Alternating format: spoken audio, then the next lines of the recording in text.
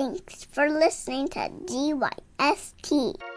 You're listening to Get Your Shit Together with Adina and Diane, a digestible health and fitness show for women. Real quick, the content of this podcast is intended for general information only and is not medical advice, diagnosis, or treatment. Chat with your healthcare provider before making changes, okay? Okay, cool. I think they got it. Let's jump right into this week's episode. Hello. Hello, we're here. I can hear you. I can see you. I can see you. Mercury wasn't even in the microwave or whatever, but it has been 3 weeks. We had an impromptu break. Oh my God. I mean, we didn't have a break. You guys had a break from us, but we got on here every week and troubleshooted. Troubleshot? Troubleshot. Troubleshot. It's been a week. For time to figure out what the heck was going on. Yeah, I think we were going to like FaceTime everybody and just record that way. Yeah. If this didn't work. So here we are. Back. How exciting. So exciting. And I brought multiple beverages. We're running a little hot. It's end of summer, but it's also beginning of my third trimester. So Adina did give me some warning. She's like, you know, once you hit third trimester postpartum, long sleeves, Thing of the past. I told Diane a tip that maybe you guys will enjoy, because sometimes I see people doing this wrong. You know those things in your life where like you do them a certain way and then you think it's just like that's obviously how everyone would assume to do it, and then you see other people doing it a different way and you're like, wait, am I better than everyone? Like, why do they think that this is how you're supposed to do this? So the trick is it a tip? Hot tip? Hot tip about baby wearing. Sometimes I see people wearing a crew neck sweatshirt and their carrier over the crew neck. Or a jumper. And I'm like, do you know how sweaty you're about to be? So what I do is I always have like a tank top or t-shirt layer. Baby is immediately after that layer. And then I always wear like open cardigans or zip up sweatshirts over the carrier so that at a moment's notice I can just strip down, whip it off when I start dripping. Do you sweat. have moisture wicking fabric as any of your layers? Any worry appearances in there? No, I think it's usually just like a cotton tee underneath. Yeah, natural fibers for sure. Yeah. I've been a thrift queen, and this is one of them. You really have. I have, and this is it's aggressively bright. It's more of like a berry in person, but it's very bright on camera. But I found some fall wardrobes. Still have not bought maternity pants, but I just told Neil, some of my stretchy pants, they're so under the bump stretchy for sure anymore. at this point. Yeah, and we're transitioning to cooler weather soon, but not quite yet. But on another seasonal note, this is jumping into what I'm consuming.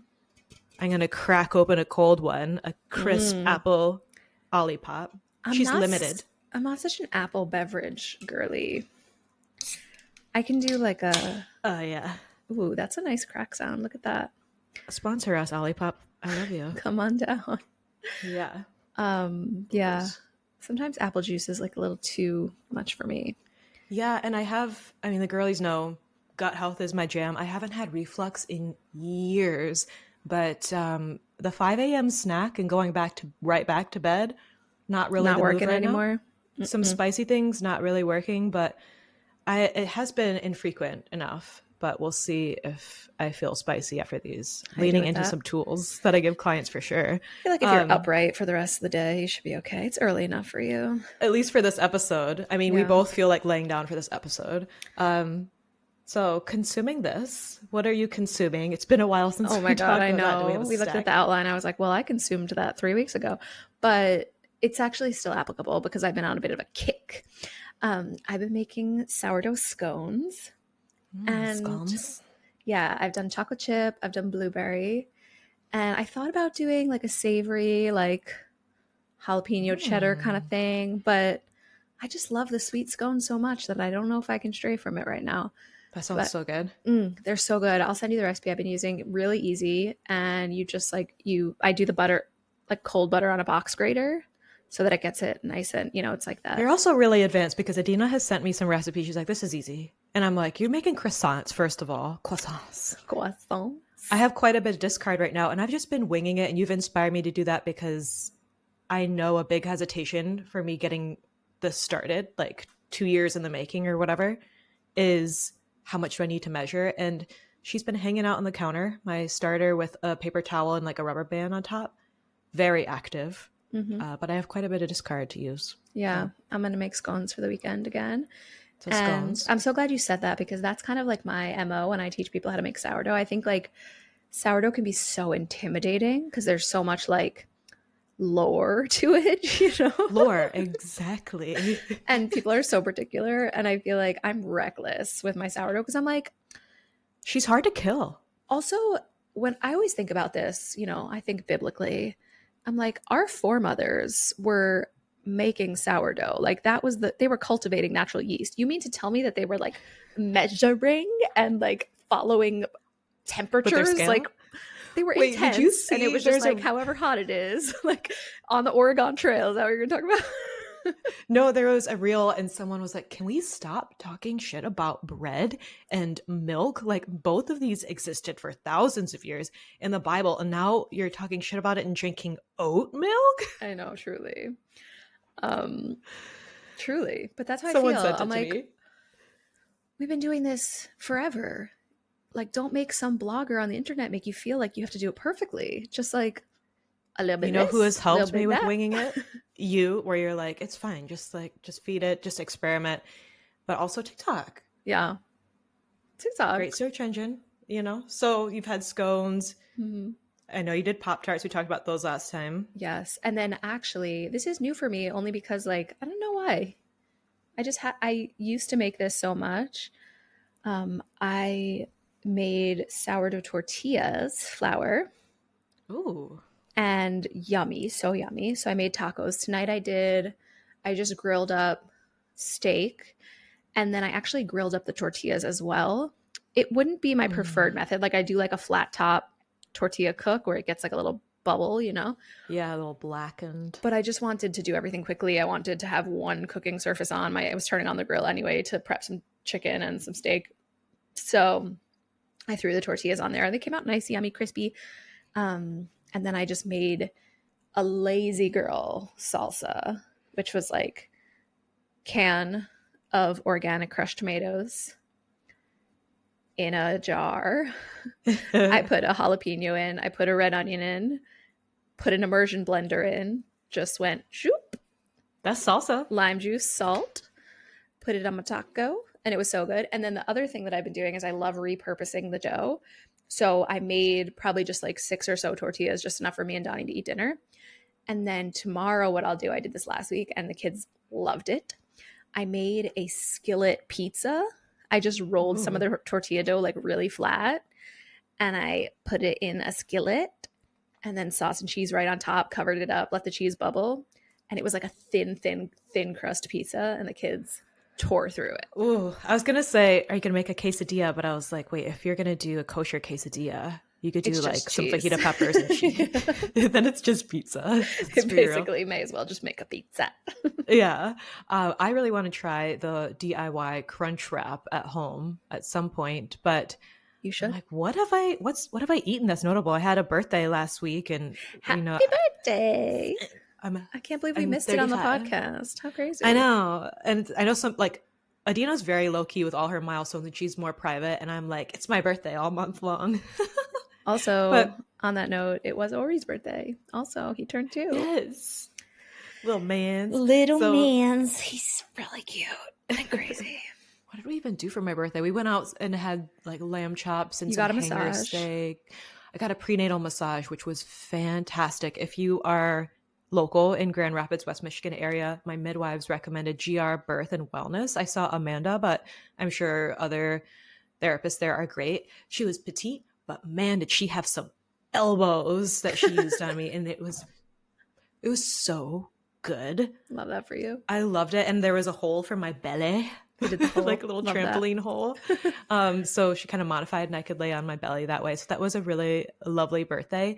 Nothing else really terribly notable about food. I mean, just kind of doing the same old stuff. But I did get myself on my annual birthday bookstore trip a cookbook I wanted to try called What to Cook When You Don't Feel Like Cooking, in part because I thought this could be a great resource for clients because it's separated by okay, you have 15 minutes, 30 minutes, 45 minutes. That's And then nice. they have a lot of great variations that I think clients will like here's how to bulk it up.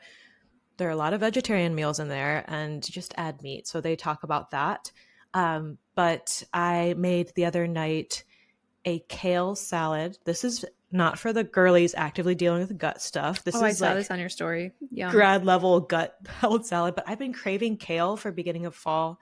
So I did like a massage kale salad from there with Parmesan, lots of lemon juice, tons of Parmesan, and roasted chicken thighs, artichoke hearts, I think were in there too, and cannellini beans, which are one of the only beans I do like.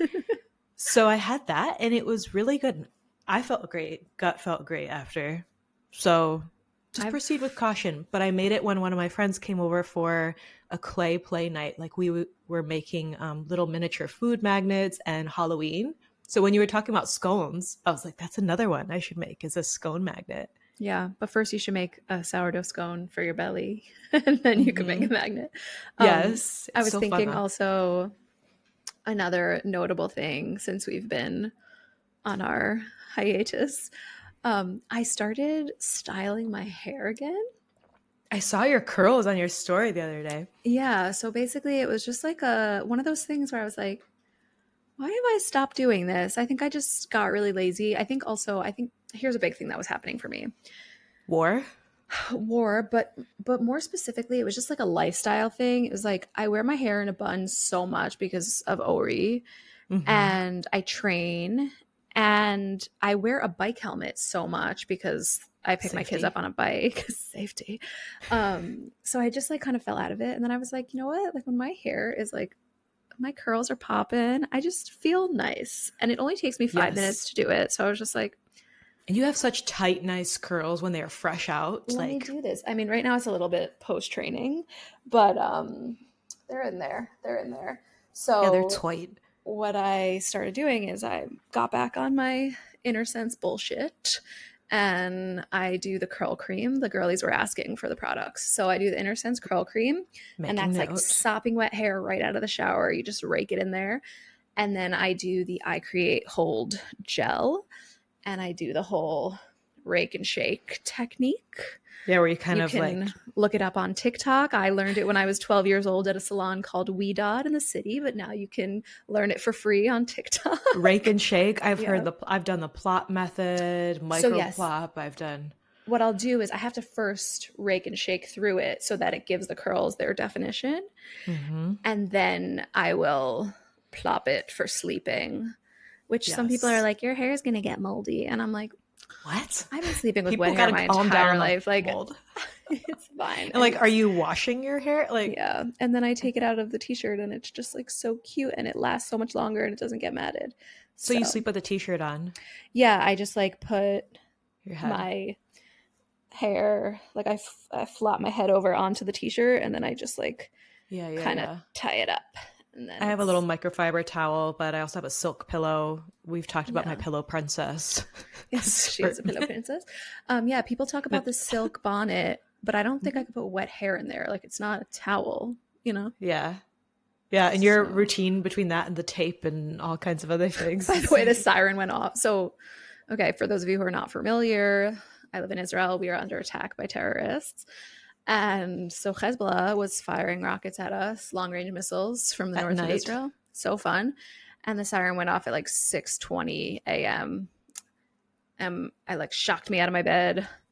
I had to like rip my mouth tape off. Well, you didn't want to wear that as you ran downstairs? As I grabbed my children and ran downstairs to see all my neighbors in their PJs. Yeah, fun times. Have you ever seen neighbors like in a robe or in a towel or like? So we have our across the hall neighbor who can probably hear me. He always comes down shirtless, and he's got like a gut, like a thick gut. So that's fun. And also his butt crack is always out. And then we have a new back cleave. Yes, we have a new neighbor downstairs. She's an older woman. It was my first time seeing her in the shelter. And she was like, it wasn't scantily clad, but you could tell she felt so uncomfortable. Like, she was like wearing her PJs, and then she was like just like she kept trying to get this like robe over it and was like readjusting so much, you know? Oh no. Yeah, you gotta have like maybe an emergency robe by the door just in case. So I do that in the shower. Hold on, I'm hearing some crazy winds. I just want to make sure it's not a siren. PTSD. No, truly. I started hearing like phantom sirens in the shower and I kept like shutting the water because like that situation is actually really challenging for us. If all three of the kids are sleeping, even if both of us are like alert and awake, it's really hard to get downstairs because like they can't walk themselves when they're waking up from like a dead sleep, you know? No. But if one of us is in the shower, then it's like a particularly dicey situation because we really don't have time to like get dressed and get all the kids and get downstairs. And with like, this is like the nuance, like Hamas rockets are just like, they're a little pitsy. Like they're like, they'll crash into one building and take out like an apartment. These Hezbollah ballistic missiles are like, they will flatten an entire block, you know? So it's like, you can't mess with the not getting to the shelter. Yeah. Oh, wow. How fun. What a fun podcast. Yeah. But then you say it with like, and these ballistic missiles. Just Casual. the reality here. Like it just, yeah. If we don't laugh, we'll cry. We'll do both, actually. Laugh and cry. A little bit of both. So media, I'm sure you've watched quite a bit. Yeah.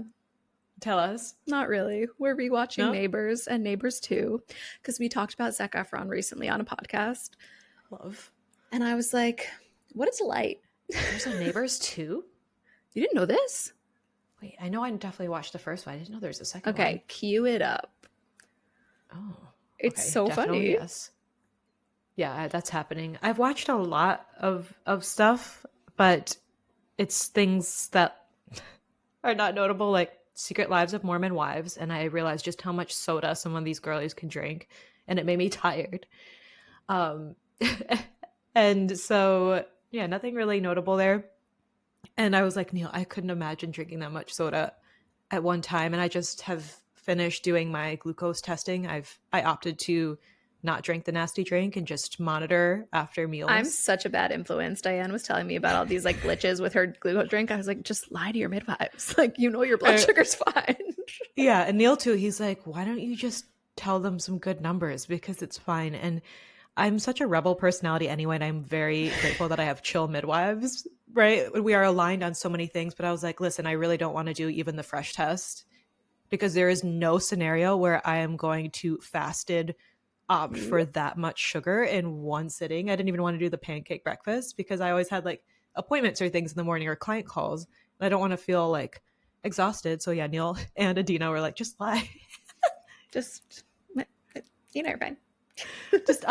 I just don't want to do it. And spoiler, everything's fine and in range and great. So lifestyle, you know, has been nice. You go, girlfriend. But on the media front for me, a little bit of a different one. If you are pregnant, postpartum, or going to be in that season, our doulas recommended Gentle Birth app. So one of our doulas is a Gentle Birth class instructor, but I'm loving this app. So there is a huge library of meditation, mindfulness, breathing, and my favorite, hypnosis. So I really love these 30-minute hypnosis tracks. So there was a sleep one I really enjoyed, Empowered Birth, but I saw that they also have a ton of recordings for postpartum. So I'll do this after my 5 a.m. cereal or at the end of the night. And it really put me in a state because I swore I heard rain, but then I actually came to, I was like, oh, it wasn't raining and I'm just so chill. And then I nap. It's great. So I highly recommend. Did you share where you're planning on birthing? Is it birth center? No. And I don't know though if I will. Maybe I will later. I already feel so confident in the team that I put together. And if people are local and want to message me, if they're looking for providers, then please do. My DMs are open. But but I am planning to and hoping that we will not be in a hospital setting. It'll be a birth center, like a home type vibe, but not my home. Got it. I didn't know if you shared that yet. Okay, cool. Sounds great.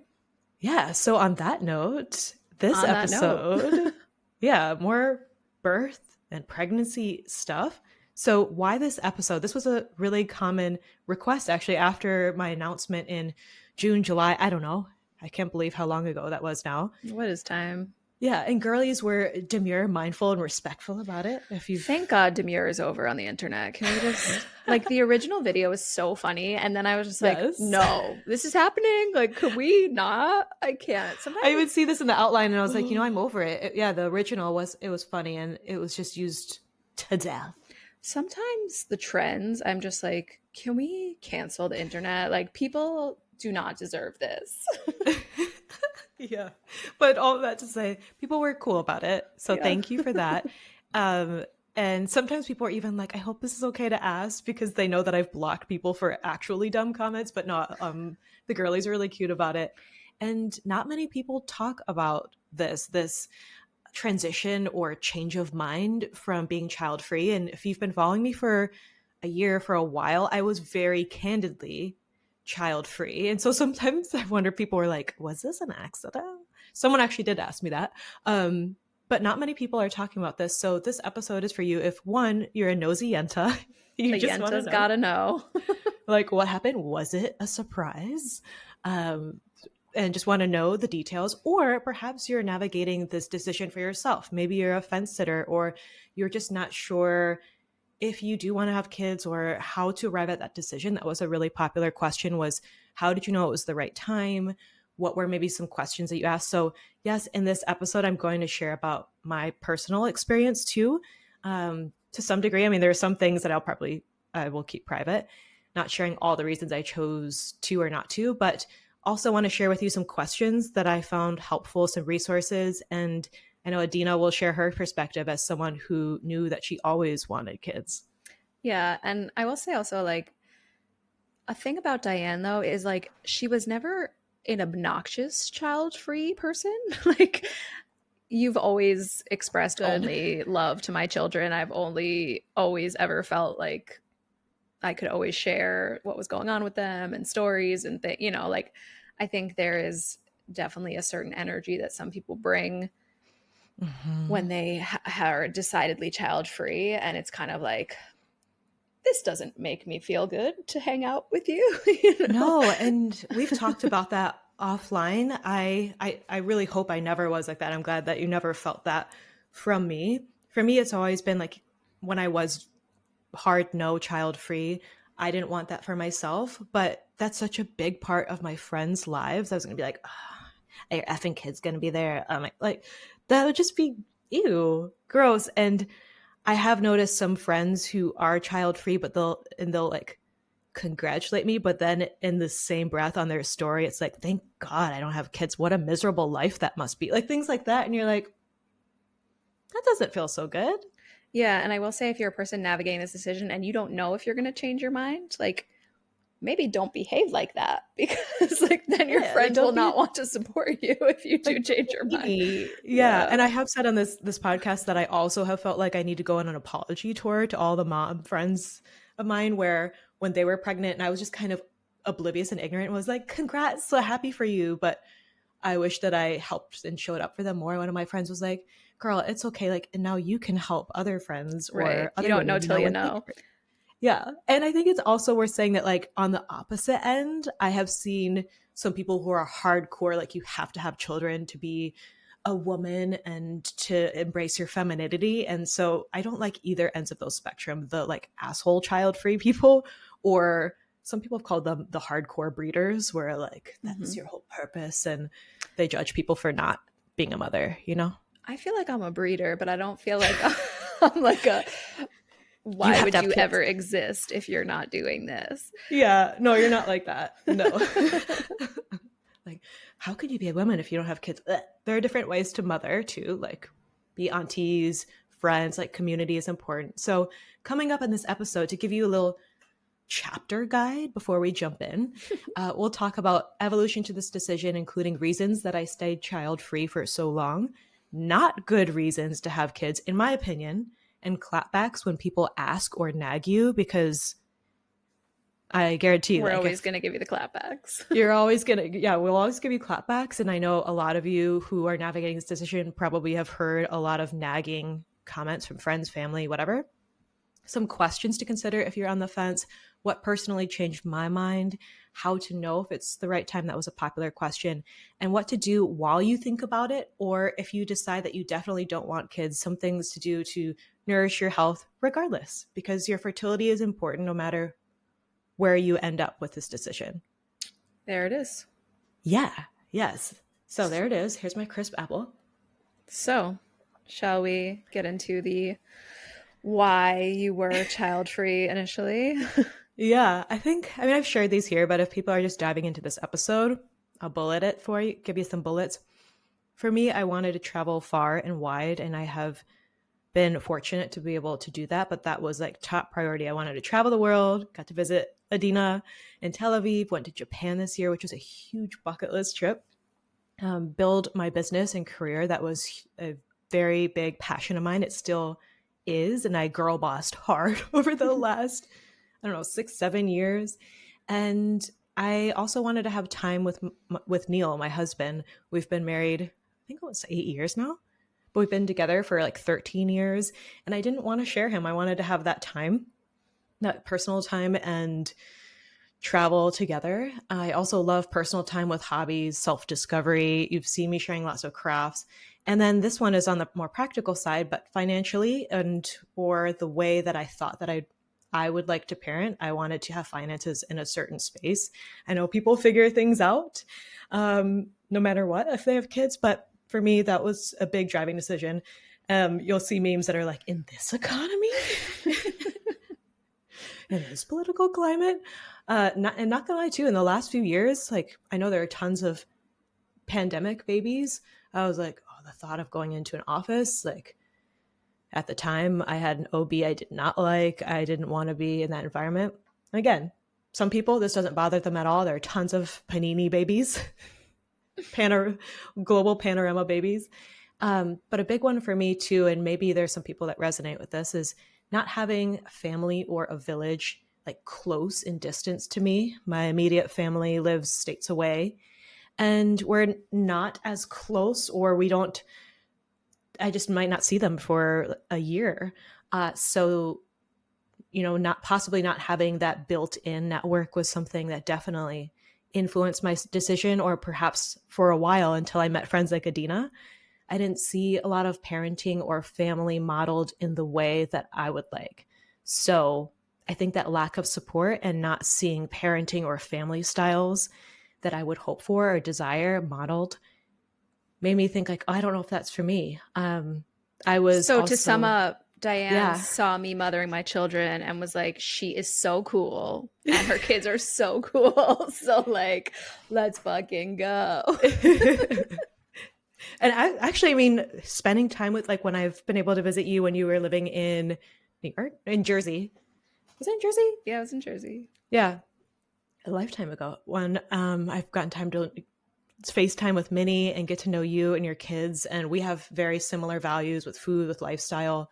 That was a big influencer. And I have some other friends here who parent in a style that I think I would as well. That's been nice.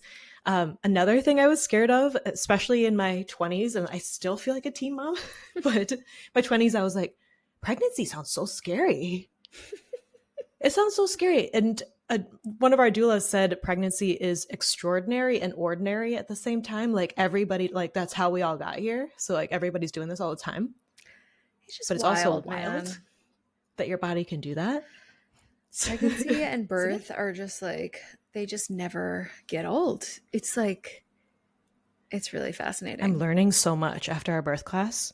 Yeah. Like so much. And I'm like, why did they teach us this in school or in the movies? It's like your water breaks and then you have your baby 10 minutes later. Yeah.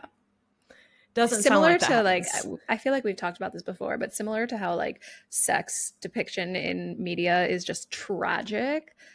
Specifically like pregnancy and more specifically birthing scenes just send me to the moon. Like they are so hilarious, tragic, and such a disservice to women everywhere, you know? Like it's thinking always, of Knocked Up. We watched that recently too. Yeah, it's always the butt of a joke, and it's always just like Dr. Spachemin, like everything about this is disgusting. Yeah, I'm very medical. Everything about this is disgusting. And it's also like the screamers, or even on TikTok, it's always like very scary. So, Yeah. I mean, I think I'll talk about this later too, but something that's helped me get over the fear of pregnancy is seeking out providers who make me feel safe, and hearing positive stories from women like Adina and some of our friends have shared awesome, empowered stories. And I think for me, knowing more about the process and what to expect has brought me some peace. But I'll say, and this is more unique to my experience, a fear that I had of pregnancy is I'm a fraternal twin. And I shared that on my birthday, and so many people are like, wait, what? I've shared it a few times over the years, but I'm very private about my twin and immediate family in general. Sometimes I'll put my brother on my story, but I have a fraternal twin sister, Lauren, and she was born with special needs. So has very significant physical and mental developmental disabilities. She's very healthy, and she loves Law and Order. I think the theme song is what gets her. Dun, dun, dun, dun, dun. She loves tacos. She lives in a group home near my folks, and she's very healthy, but something happened either in utero, in birth, or there are some things I've learned about later as an adult, maybe after her birth too, like perhaps a combination of things. We didn't know things have changed so much in 35 years in terms of like prenatal, postnatal care. So I've always been very, very protective of her, and a fear of mine going into pregnancy is what if something happens in a pregnancy I have and have a child with significant special needs. It was a very different experience than I think a lot of people go through. As a child, like having your twin, your womb mate, have that experience was a big deal. And I also helped take care of her a lot through high school, through college. And so in that way, as the eldest daughter by 3 minutes, everyone's like, I'm 3 minutes old. I'm older. I didn't know if I wanted to parent because of that. And I also have a younger brother. So that was a bit heavier, but I'm very protective of her and just don't share as much. But she's sweet and healthy. It was a big fear. And a big fear of pregnancy for me was vomiting and nausea. Yeah. Nausea's no joke. Wait, I want to back up for a second. Did you share on the podcast what you said to the ultrasound tech? Or do you want to share that? Oh, I will share it because, I mean, they know we were talking about rockets while laughing. So I had my anatomy scan. This is dark humor, but it's just how I do. And she was making me laugh so hard. Okay. Like she was really cool. She could do stand up. At one point she's like, I'm drinking my coffee, like while I'm reclined back like this. And she was trying to get baby to move or something. She takes the wand and she presses it on my stomach and she goes, baby earthquake, baby earthquake. I was laughing so hard and I'm like spilling my coffee. And I was asking her if she's ever broken the news about twins to a couple and like how they react. And she's like, oh yes. And they're like usually shocked. First timers, like they're excited, but second time parents, they're like, oh, great. And I said, yeah, do twins ever absorb the other twins' powers? And she's like, yeah, that can happen. And I said, yeah, I did that too, because my sister has special needs. And she was like, oh, like she had already started laughing. She was like, oh, I'm so sorry. And I was like, I can make the joke. Yeah. But yeah, definitely she was like, oh, I should have laughed. Because at first I said I absorbed my twins' powers. And she goes, that could happen. And I said, because she had special needs. You dark. I'm so sorry for her that she had to deal with you. She made she was hilarious. I forget her name, but like I wish we could be friends outside of there. But yeah, you get my dark humor. Like it's just because you have the same thing. You just got to. How else are we to survive? Yeah. Yes. So thanks for asking me about that. I don't mind sharing it. Yeah, vomiting. I was scared. No one wants to puke. No one likes puking, but I haven't done it since 2010. So I haven't vomited this pregnancy. I think I felt queasy once when I did a self-guided seafood surf and turf. Overdid it on the So seafood. I don't know if that was the pregnancy related nausea, but yeah, I haven't puked in so long and sometimes you have a pregnancy where that doesn't happen, which is cool for me. And changes to my body. I think this is something like people might think of. I actually have been pleasantly surprised. I feel really, really good. I didn't know how I would feel about rapid changes, but I think going into pregnancy with a healthy body image and friends who also don't talk shit about their bodies or make it a big deal, like that's always been helpful. Fear of labor, that was kind of scary. Like, what if I have multiples? Some people were like, well, you know, you're a twin. Were you worried about that? A little bit. Okay, we're almost done here. I thought I said it was rapid fire. But maybe these are things that other people can relate to, is perfectionism and wanting control over every step. I think this one is notable because several years ago, I think that would have played a much bigger part. Yeah. In how I experienced this. And I've really felt, I don't know if it's hormonal or if it's maturing or both, but I felt a lot more relaxed than I thought that I would going into this. Because if you try to go into this controlling everything, or maybe even into the birth experience, or into parenting. Did I send you that tweet? And it was like, it's funny, like me pre-pregnancy, I thought I'll have a kid and tell them to do something and they will simply listen. I shared it with some mom friends and they're like, yeah, that's hilarious.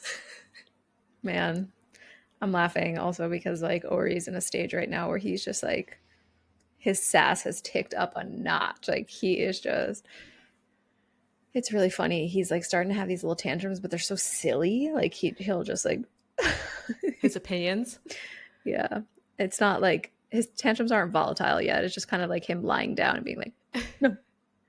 And they like, does he have phrases where you're like, where did that come from? I feel like over the years, you've told me things that Minnie says. He says the funniest things, and most of them come directly out of his siblings' mouths. You know, like he's just like, not fair. Like he's just like always listening to the big sibs, you know? Yeah. No way, not mommy. Fair. No way. Like it's just like so funny to hear it coming out of a little baby, just like silly stuff. I don't know if you would share this, but Adina sent me a video sharing a grilled cheese with Ori. And they're like passing it back and forth, and he'd say Ori's turn, and just like the little hands.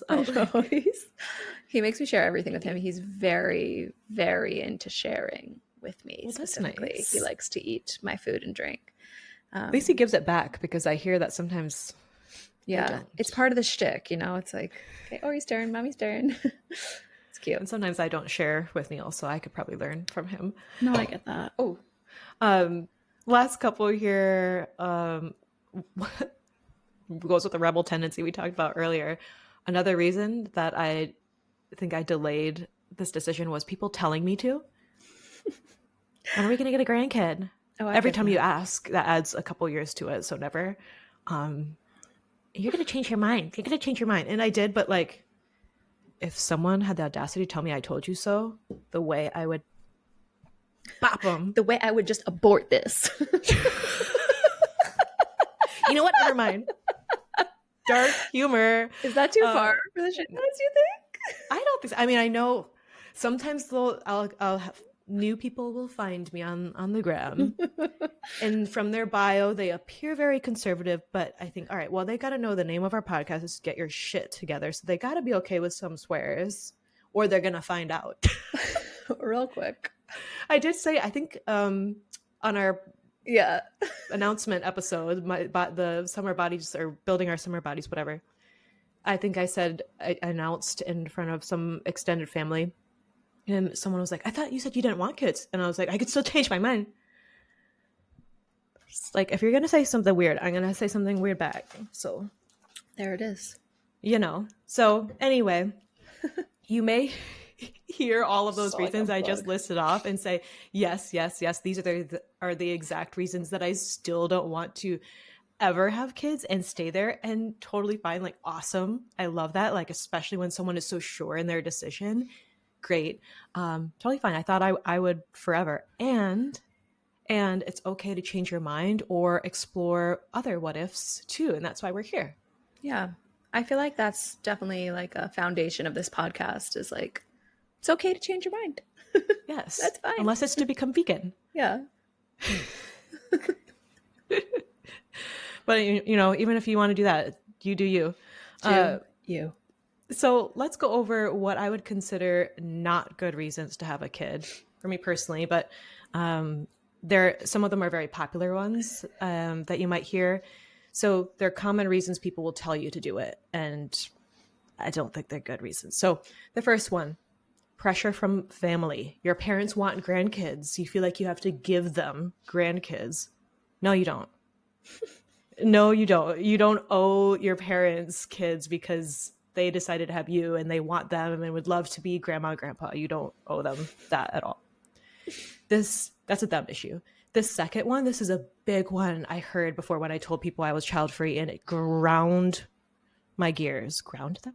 It really grinded them. Grinded them. Ground your gears is like put it in a blender. Mortar and pestle. Yes, that's what I'm envisioning was a mortar and pestle. I saw your little pantomime. Yeah. So if you're not watching, I mean, earlier, what was I doing? Oh, the ultrasound tech. And I was like, she wasn't doing this on my belly. So the second one, this one I heard a lot, which was, who will take care of you when you're old? Yep. Who will take care of you when you're old? Okay, first of all, if you do have kids, they also do not owe you this either. To be your caretaker. And we can tell that Diane is not Jewish. I know. Well, no, okay. Culturally, that's for culturally, you too. It is an expectation on me because I am half Filipina, and Asian culture like usually have the parents, the grandparents move in, but depending on your relationship with them, that might not be something that is appropriate for your family. But anyway, there are very strong cultural expectations, I think, especially in my world. Sounds like in yours too, to take in parents, but maybe you have a toxic or difficult relationship with your parents and you don't have to care for them just because they're family. Some people might say like, no, you definitely do. But, I know there are listeners, I've had clients who have had difficult relationships with parents or family, and you cannot, I don't think you should have kids because you are worried about who's going to take care of you. I have plenty of business owner, like entrepreneurial friends who they are making a bag. So whether they have kids or not, they are investing in their health and in their care later. Or maybe in 50 years, pugs will have thumbs and they can yes, be my caretaker. So I haven't asked you about your experience so far. Did you hear any of these, or was it you knew early on and your parents knew, or family knew early on that you wanted to have kids? Yeah, I kind of just never considered another option. I always just I think specifically because culturally, it's funny. I also have such a rebel personality, but for some reason, not about family life and culture.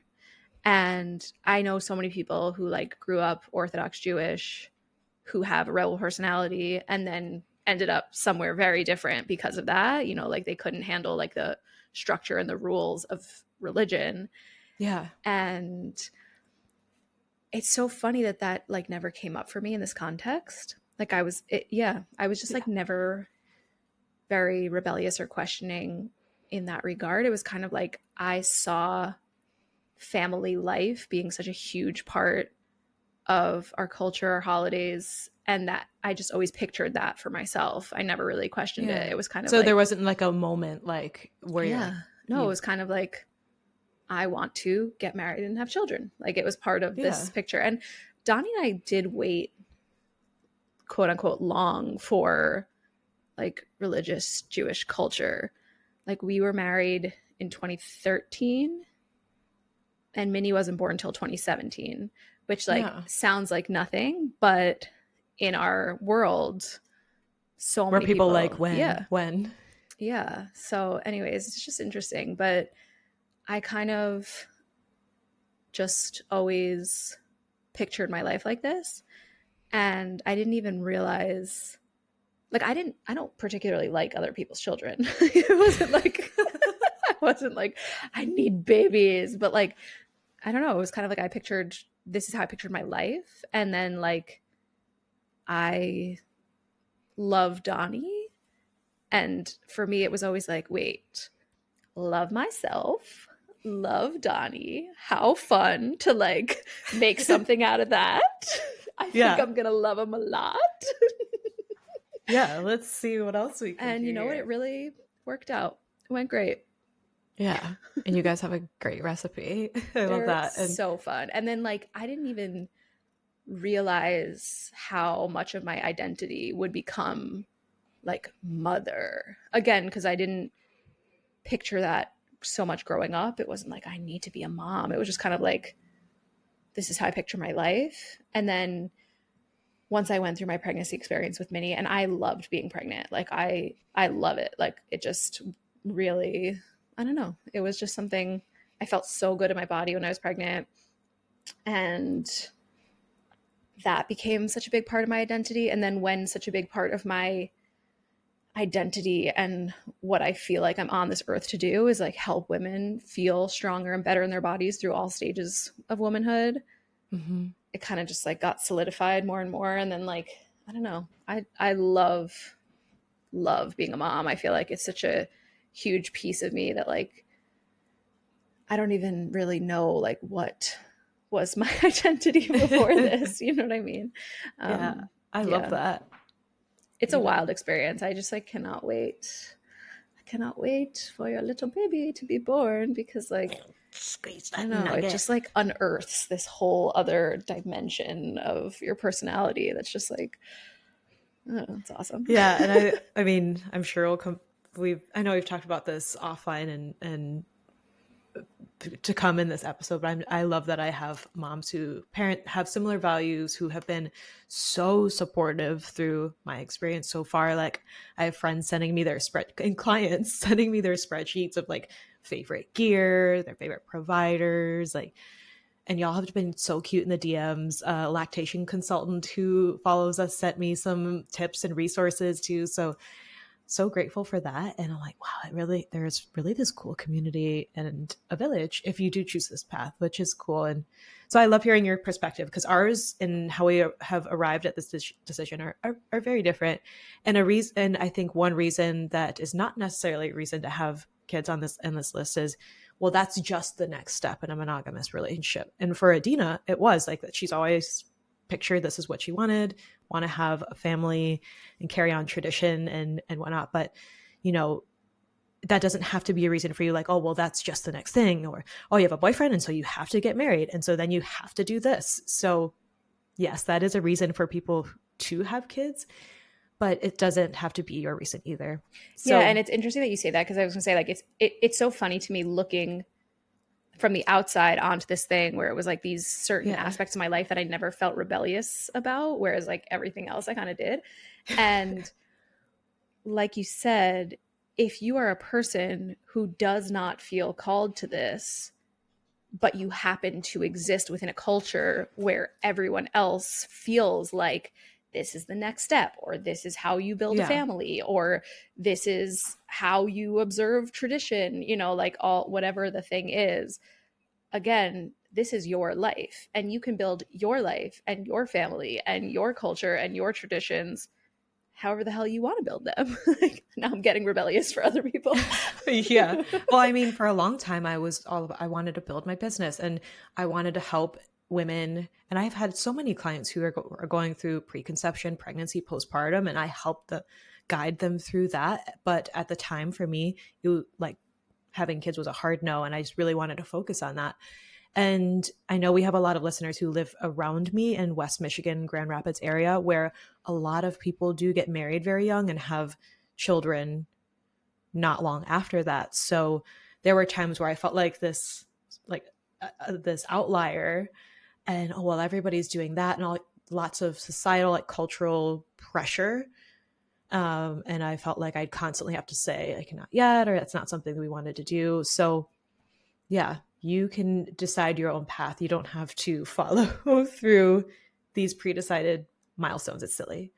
Another reason to not have kids is to fix, quote unquote, fix a relationship that has been rocky. Oof.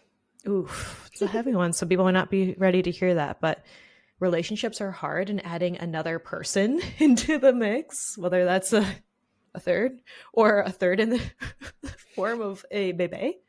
I'm thinking of that because I just watched Secret Lives of Mormon Wives where they were swanging. kids or multiples doesn't make that easier. So, having a good foundation with each other, or at least committing to like communicating, getting along well in your relationship is going to be key. And that's something I always wanted to focus on. And my relationship, another big reason to not have kids is, well, you'll regret it.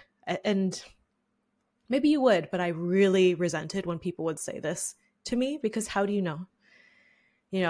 Something that one of my tapping mentor and friend Gala said when she did a similar podcast about this topic was, committing to a kid is like getting a face tattoo. So make sure that you want it. It's gonna be there. Yeah. I wanted to say something about what you were saying about like babies fixing relationships. Mm-hmm. And because offline, Diane and I were recently having a conversation about this, where I was sharing how like I think the hardest part of mine and Donnie's relationship was like right after Minnie was born. And I think that like when you are sleep deprived and you are navigating an entirely new identity and you are caring for a human and you are all of a sudden have this massive responsibility you never had, like I think as much communication and building that you can do before that, the better. Like the postpartum experience is so just draining in every way. Mineral depletion, exhaustion. You are navigating an entirely new thing on no sleep. Like the most important thing that you can do for yourself and for your baby is like get to a place where your foundation with your partner, whoever is going to be supporting you, is as rock solid as can possibly be.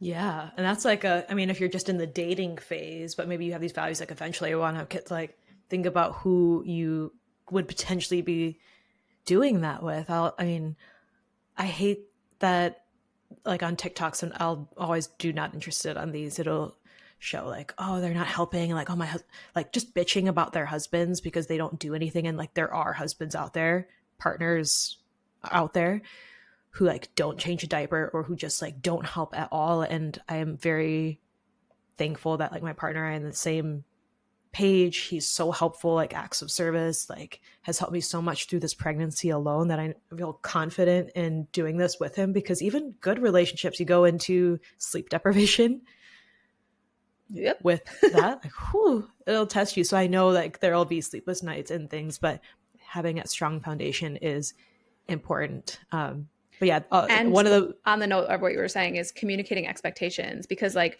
maybe your partner grew up in a family where the dad just never changed a diaper and they just like thought you understood that was what they were planning on doing. Like, you know what I mean? Just I think the more communication, the better, because it may have just never crossed their mind that something was something you wanted them to do. Like, for example, when I am nursing, I'm like, this water bottle better always be filled and better always be really close to me. And until I made that very clear, I feel like I was constantly just like rolling my eyes, like, why is Donnie just over there when my water bottle is nowhere to be found? You start shaking it, or get a bell. Get a little clangy bell, like from get a bell. Parent Trap. Jessie. I did get one because as like a shelf decoration at a flea market, but maybe that'll be my bedside thing. Yeah. Postpartum. Yeah. So you'll regret it is one thing that stupid people like to say.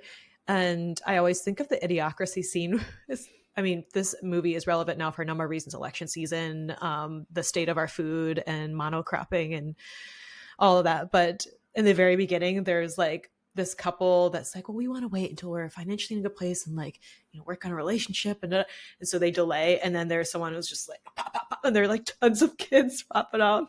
That movie's just, it's like 20 years old. It's so funny. And then this last one is, your time is running out. Tick, tick, tick. Aren't you worried? Like I remember telling someone, because I got pregnant at 34, I'm now freshly 35, but they're like, isn't it a little late? I'm like, what? Do not put that around me. We'll come back to this one, but I know that this is a big thing for people who are on the fence thinking about this decision, is like, what if I'm too old? I'm 30 or I'm 34. No. You know that You're Marissa not. Tomei line from My Cousin Vinny? My biological clock is ticking. I love her. That was a good movie. Yeah. Yeah, and I love the fashion in that. And she had great hair. She had great hair in that movie. But it's not ticking. Plenty of people have healthy, like I feel healthier now than I did 10 years ago. Same. So yeah, like I Easy. could imagine, like mentally and physically, and I'm much stronger than I was 10 years ago. Oh my God, so many things. I didn't have the strong functional ass 10 years ago. Same. So deeply nourished. all the minis. So some quick clapbacks, because I know we could keep gabbing on here, but maybe you can use something. So if people are asking you, tell them the bloodline ends with me. I think that's very like, very strong. Take it to the grave. Then they won't know what to do with that.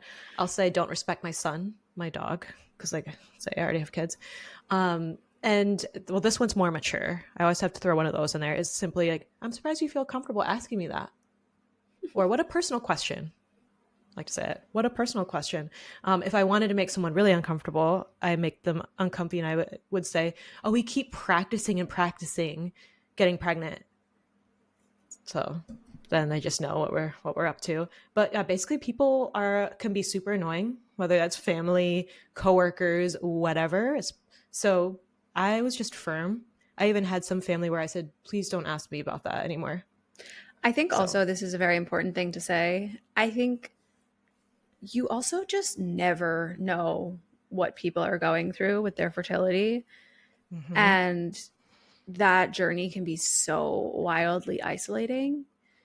So just like don't say dumb things to anyone about their family planning, Yes. I'm glad you brought that up, because someone could have been navigating a loss and you're like, when are you going to get pregnant? And they're trying not to burst out in tears. So just don't ask.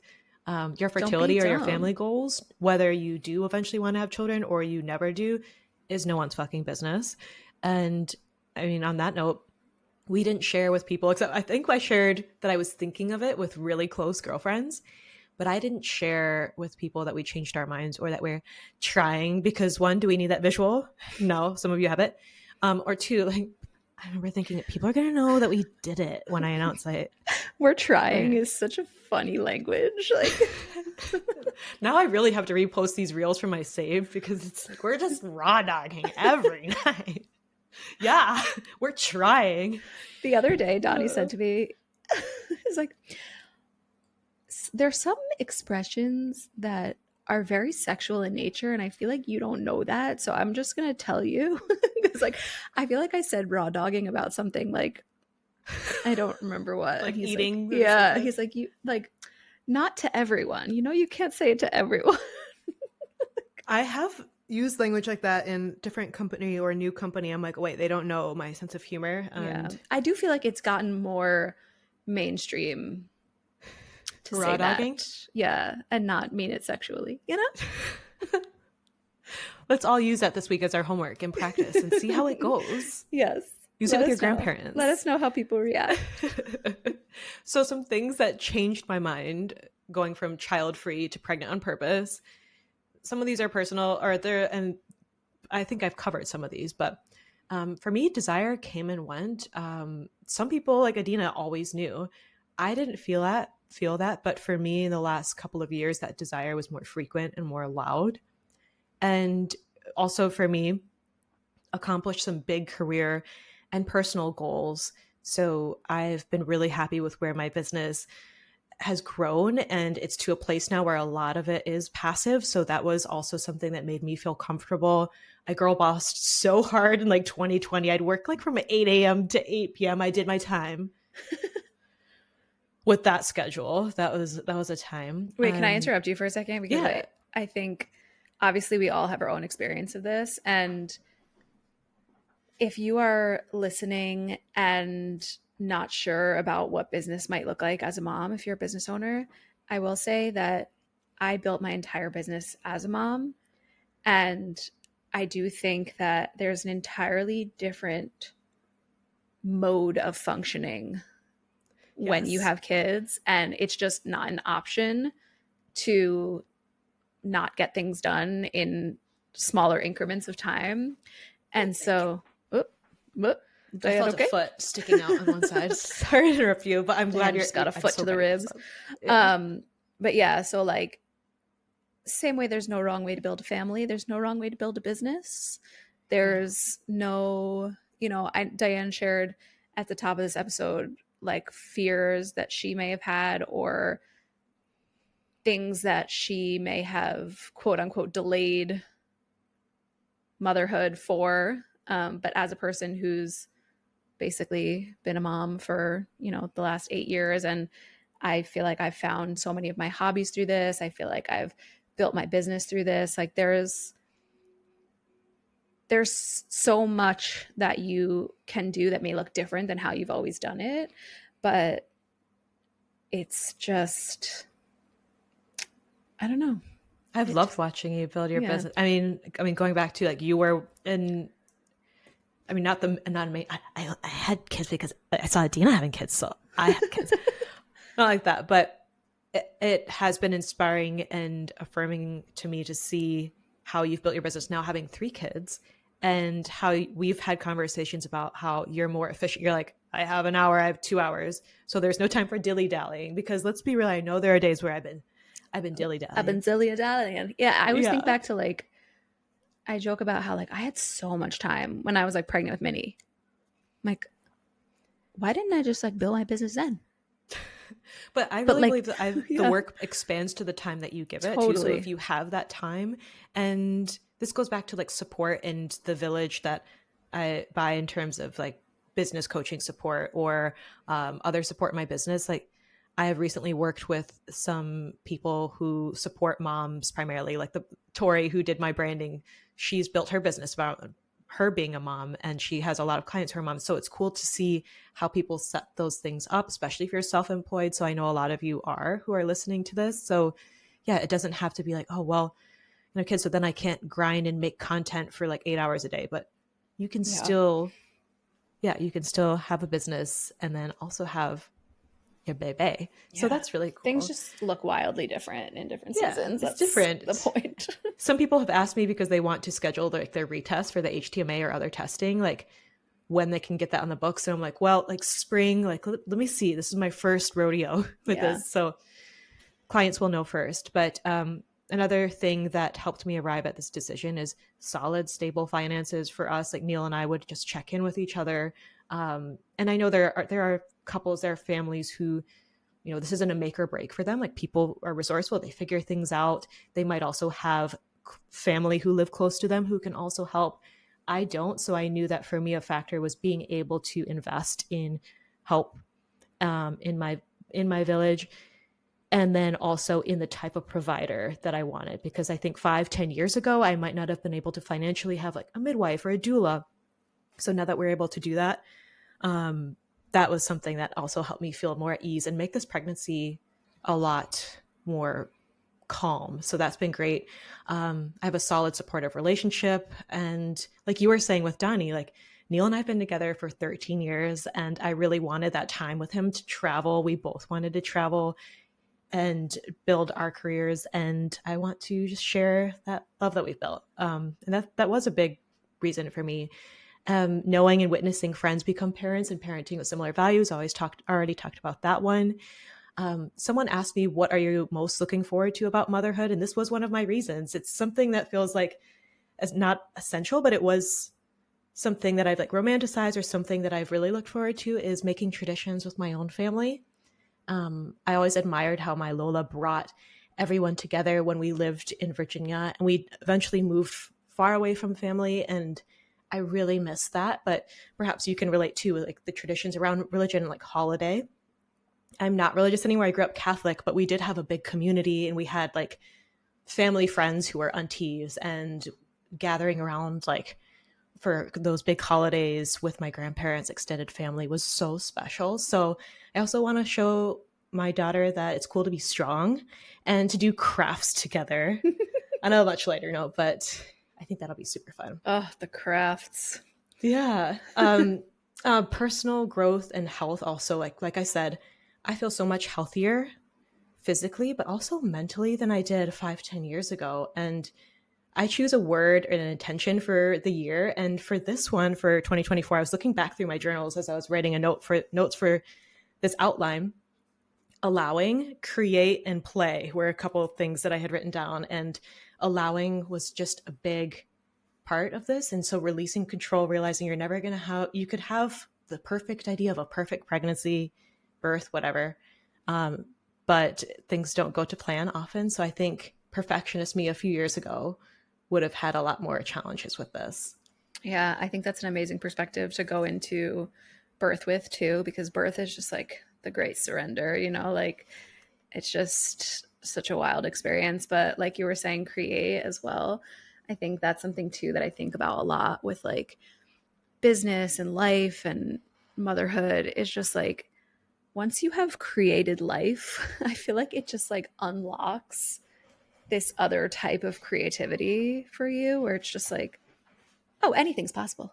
Like, yeah, like I could do anything. I did that. You know, so it's just like a fun, but I think you've watched Unbreakable Kimmy Schmidt, but yeah, I can do anything for 10 seconds. It's females, truly labor. I will bring that into labor, but also females are strong as hell. I always think about that too. So true. This next part I'll condense a bit too, but it was a recurring question, which was, how did you know it was the right time or that you're ready? I didn't. You're never going to be like ready. Or some people feel like now's the time. I know I'm ready. But I know for a lot of people, especially if you spent time on the fence or you didn't grow up wanting this necessarily for like since you were young, you never know. I reviewed my journal again, like I said before this episode, and realized that things happened exactly as I thought. Like I had written things like it would be nice if, and like I just kind of did a lot of allowing, but also thought it would be nice if this happened like after Japan. But Neil and I, we periodically checked in with each other about how we were feeling. And that is a tip that I would love to offer people if you and your partner are thinking about this, is check in, maybe like do like a quarterly check-in, whatever frequency you decide, and just be like, how are we feeling about this? And we talked about like mutual goals and the order of things that we wanted to do. But I also wasn't worried about time running out. So I know this is also something that people think about in terms of if they're ready or not, like, oh, well, we better do this because I'm 30 or I'm 34.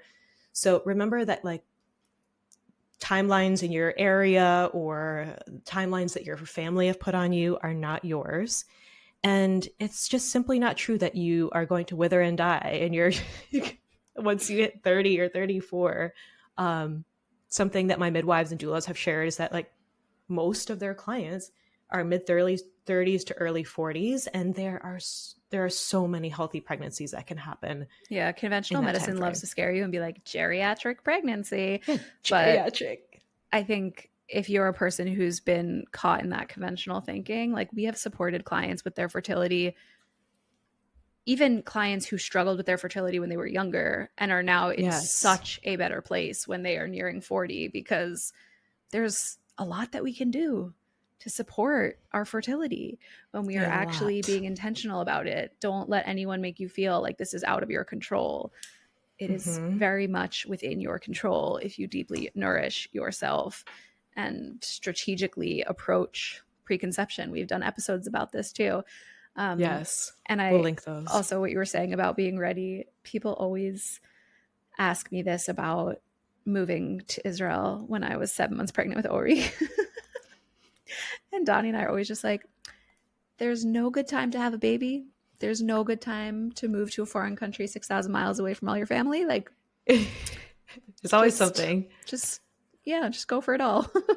Yeah, just go for it. Why not? Yeah, that was a big transition. Yeah, so seek out those positive stories, because you will find plenty of, oh, it's too late. Oh, your time's ticking. If you are to talk to probably a lot of OBGYNs. There are good ones out there, but geriatric pregnancy, get out of here with that. But seek out positive stories, whether that's on podcasts or listening to friends who share about their empowering stories. Like Adina says, like we've supported so many women through the season. I've shared definitely video stories in my highlights over the years of clients who were told that they wouldn't be able to have children ever, like full stop. Ew. What a fun thing to say to someone. Never. It's like, just watch. You know the future? Yeah. And how rude. So I'm thinking of a few clients in particular who've shared their stories there, who were told they would either never be able to have children, or two, you're not going to be able to do it unless you do IUI or IVF. And yes, there are some people who that is how they welcome their children, is through the intervention. I'm glad that it exists, but just because you're over 30 or mid 30s does not mean you need to start there. I have seen these clients, after we do food and lifestyle changes and nutritional therapy, go from missing periods to fertile to regular healthy cycles and healthy pregnancies and births. So, and also we talked about this on, it was a season 1 episode. I don't remember exactly which one it was, about fertility. Even if you get pregnant through IVF, you still need to maintain that pregnancy inside of your body. So whether you are going that route or not, we still would recommend making so many of these changes and learning to support your fertility, because the outcomes of that pregnancy are likely to be way better if your body can actually produce progesterone, if you have the nutrient stores to support you and baby. Maybe baby would be healthy, but you would come out on the other end just completely wrecked and depleted. And so looking at this long-term, holistically, whatever route you take, nourishing and supporting your fertility have to be priority number 1. Yes.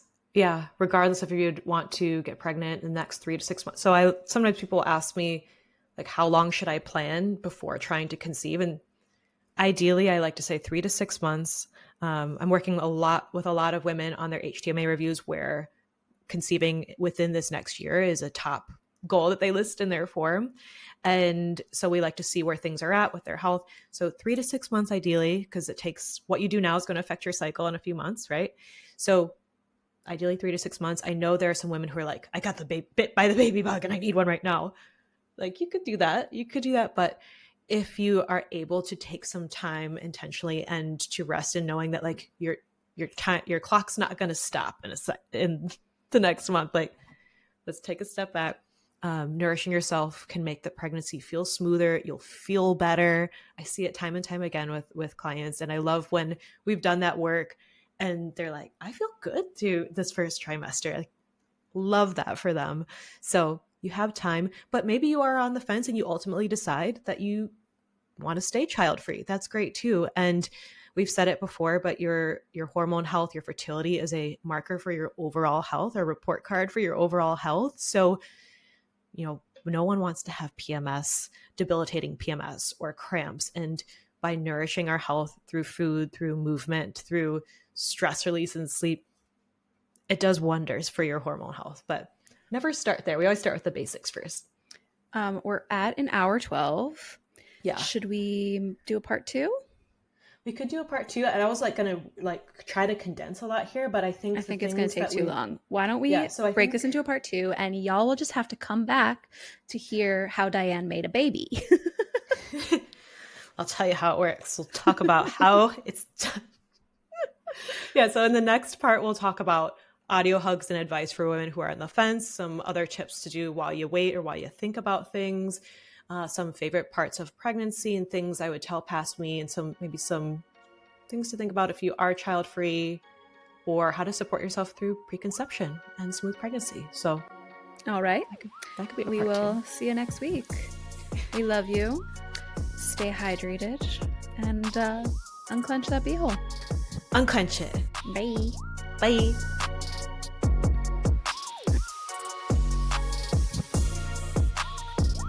Thanks for listening to the GYST podcast. As always, your ratings and reviews mean the world to us. If you enjoyed this episode, take a second, take a little screenshot, throw it up on your Instagram story, and tag us so we can thank you properly for sharing this show with other women that it might help. See you next week. We love you. Bye.